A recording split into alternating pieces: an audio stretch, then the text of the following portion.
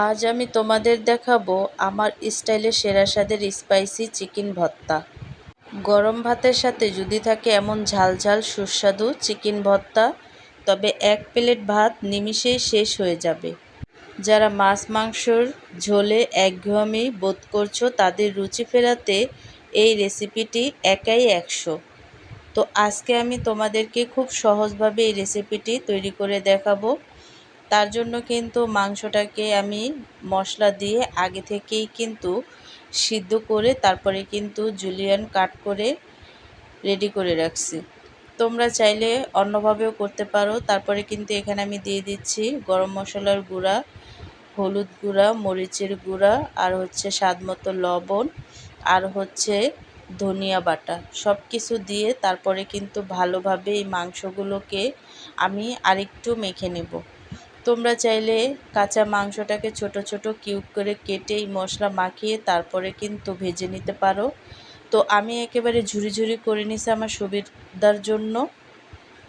তারপর কিন্তু একটা প্যানে তেল দিয়ে দিছি, আর হচ্ছে দিয়ে দিছি কাঁচামরিচটাকে দিয়ে তারপরে কিন্তু হালকা আছে হালকা করে ভেজে নিতে হবে।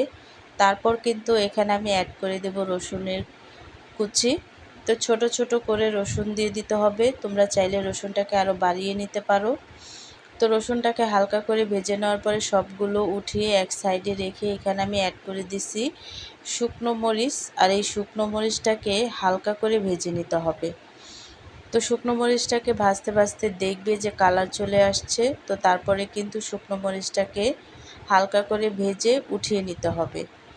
তো হাই গাইস, আসসালামু আলাইকুম, welcome back to my channel. কেমন আছো তোমরা সবাই? আশা করছি ভালো আছো। আল্লাহর রহমতে আমি অনেক ভালো আছি। তো শুকনো মরিচটাকে তুলে নেওয়ার পরে এখানে আমি অ্যাড করে দিচ্ছি পেঁয়াজ কুচি, আর এই পেঁয়াজটাকে হালকা সফট করে ভেজে নেব। দেখতেই পাচ্ছ, সফট করে ভেজে নেওয়ার পরে কিন্তু পেঁয়াজটাকে আমি তুলে নেব। আর সব শেষে এখানে আমি অ্যাড করে দিচ্ছি যে মাংসটাকে আমি আগে থেকে মশলা মাখিয়ে রেখে দিয়েছিলাম, সেই মাংসটা। আর এই মাংসটাকে কিন্তু তেলের ওপরে একেবারে ভাজা ভাজা করে নিতে হবে। তোমরা চাইলে ছোট ছোট টুকরো করে তারপরে কিন্তু ভেজে নিতে পারো। আর এইভাবে করে নিলে কিন্তু ভর্তাটা করতে অনেকটা সুবিধা হয়। তারপর কিন্তু পরিমাণ মতো পানি অ্যাড করে দিছি, দিয়ে তারপরে কিন্তু আমি ঢেকে ঢেকে মাংসটাকে ভাজা ভাজা করে নেব। তো ভিডিওটি ফার্স্ট থেকে লাস্ট পর্যন্ত দেখতে থাকো, আশা করছি ভালো লাগবে। ভালো লাগলে প্লিজ একটি লাইক আর একটি সাবস্ক্রাইব করে পাশে থাকবে। তো সব কিছু রেডি করে নিয়েছি, এখন আমি ভর্তাটাকে ভালোভাবে রেডি করে নেব। প্রথমত এখানে আমি শুকনো মরিচে লবণ অ্যাড করে দিছি, দিয়ে শুকনো মরিচগুলোকে ভালোভাবে গুঁড়া করে নেব। তো এভাবে করে তারপরে কিন্তু ভালোভাবে গুঁড়া করে নিতে হবে। তারপর হচ্ছে এখানে আমি অ্যাড করে দেব কাঁচামরিচ আর হচ্ছে রসুন ভাজা, অ্যাড করে ভালোভাবে মাখিয়ে নেব। তো সব কিছু মাখিয়ে নেওয়ার পরে কিন্তু এখানে আমি অ্যাড করে দেব মুরগির মাংস। ভর্তার আসল স্বাদ নির্ভর করে পেঁয়াজ আর শুকনো মরিচের ওপর। চিকেনটা সেদ্ধ করার পর খুব বেশি ছোট করে ছিঁড়ে নেবে। আর স্পেশাল টিপস হলো পেঁয়াজ বেরেস্তা আর সরষার তেল নামানোর আগে ভালো করে হাতে দিয়ে মেখে নেবে। এতে ভর্তার টেক্সচার দোকানের মতো হবে আর ঘ্রাণ ছড়াবে একদম মাথা নষ্ট।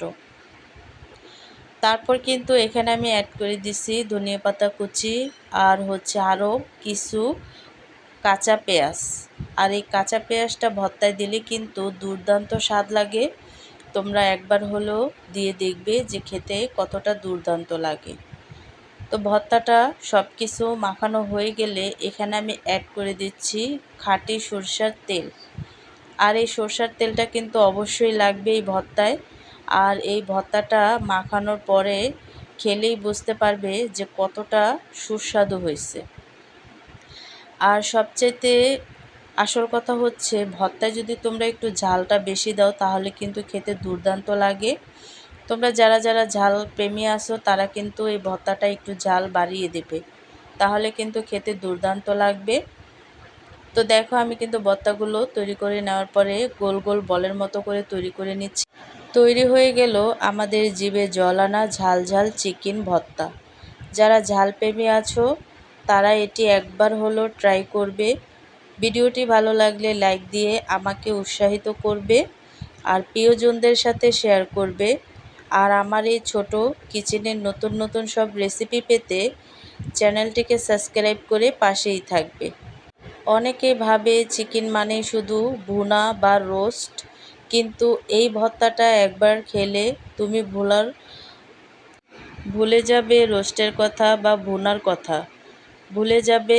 আমি চেষ্টা করি খুব সাধারণ উপকরণ দিয়ে কিভাবে অসাধারণ কিছু বানানো যায় তা তোমাদের দেখাতে। রান্নার পর যখন সুন্দর একটা রং আসে তখন মনে হয় আমার কষ্টটা সার্থক। তোমাদের কার কার ভর্তা প্রিয় কমেন্টে কিন্তু জানাতে ভুলবে না। আমি কিন্তু প্রচুর পরিমাণে ভর্তা খাই।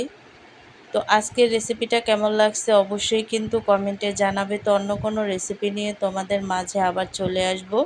আজকে এই পর্যন্তই। সবাই সুস্থ থাকবে, ভালো থাকবে। আল্লাহ হাফেজ। আর রোজ লাইভে জয়েন হবে।